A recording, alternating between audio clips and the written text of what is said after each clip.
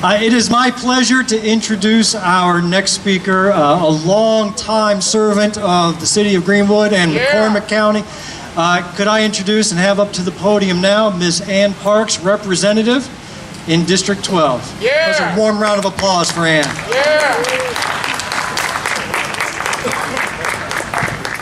I'm glad to have my cheering section back here with me. I can't tell you how much I missed him not being in Columbia. Of having that backup just across the hall.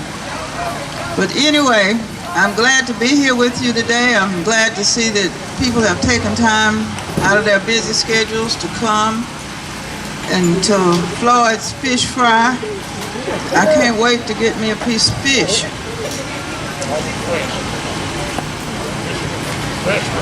Oh, fresh fish. Okay, good. But first of all, let me thank Greenwood and McCormick for allowing me to serve you for so many years. I just want to thank you for letting me have that privilege to represent you in Columbia. It's been a journey and things have changed so much. I remember when my dear senator approached me about getting into politics. He told me, he said, "Oh, you can do it. It's only going to be 1 hour a month." And after almost 30 years, I'm still waiting on that 1 hour. But it's good to see that we are building up our momentum early, getting ready for the elections that are going to come upon us, because they will be here before we know it. And now is the time to start to gathering our forces, gathering ourselves together to plan and to do what we need to do, and to convince people that the democratic way is the way to go. My other friends, I don't understand them. I don't know what they have in mind sometimes. They have their own ideas, but I don't agree with them half the time. And sometimes you just have to be sensible and have the courage to move on what you believe on instead of just being a follower, either doing what you're told to do, whether you believe it's right or wrong. But we have some challenging times coming upon us. Now, this has been an unusual year for the legislature because we have been in and out all year, and what I'm hearing, I don't have any confirmation on anything, but what I'm hearing that we will go back in September, we will go back in October and November. One of the crucial things that is coming upon us this year is the redrawing of lines. And that is going to affect everybody on the city level, county level, state level, and the federal level. Everybody has to redraw lines. And the way that some counties have grown, in the direction that they have grown, I am myself, at this point, I am a little confused as to where I'm going to get additional numbers from. It's probably going to mean that I'm going to have to go in somebody else's district and take them. And they're going to have to get some from somewhere else. So it's kind of a trickle-down effect. I know that everybody is not going to be pleased when we finish the process. In years past, we may again end up in court as we have done before, and the judges will decide as to who can get what.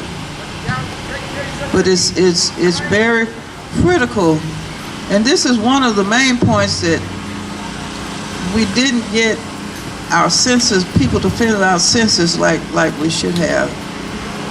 And I don't think a lot of them realize the effect that it would have if you don't participate in the census recount. So, but that's all done and over with. Now we have to deal with what we have as far as the numbers are concerning, and we have some counties that had no growth at all, which are in the lower part of the state. I've not been able to find out yet, but I am wondering if there's a law that says that you can't dissolve some districts, which would be dissolved into another district. I've heard some talk of that being done, but I don't know whether it's legal or whether it can be done. But we certainly don't want to lose any districts around in our area. So redistricting is a pretty intense and critical thing when you're trying to decide who's going to represent you, and your representative not wanting to give up the people that are currently in their district.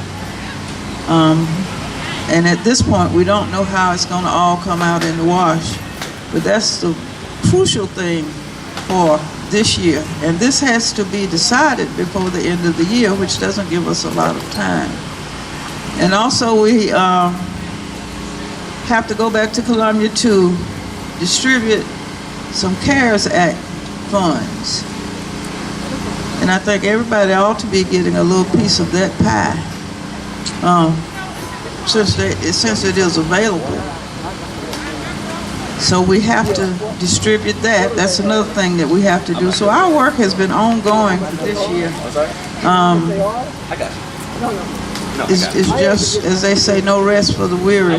But I'm glad that I have the opportunity to continue to work to get these things accomplished. So what I'm going to ask of everybody, or every Democrat, at this point in time, what we need to do is we need to continue voter registration. We need to continue pushing the Democratic policies. We need to make people see and realize that we are the better party, that we look after our own. So with a lot of time, we have a lot of time, and we don't have a lot of time because filing is in March, which is not an awful long time from now. It's less than 6 months, isn't it? I think it's a little less than 6 months. After this month, it will be about 6 months before the filing actually starts. And then with the death of one of our county councilmen, we have some filing that has already begun. So we need to get together. Our work is never done. We just get to go from one thing to another. So with spirits lifted and us working together and doing what we need to do, all I can say is we have victory in every way on the horizon. Thank you for having me. I was glad that I was able to get here today. At one point I didn't think that I would make it, but the Lord makes everything possible. You just have to trust and believe. So you all have a good afternoon. Don't eat too much, which I intend to do, and enjoy yourself. Just fellowship and have a good time, and listen to the many wonderful speakers that we have here. Thank you.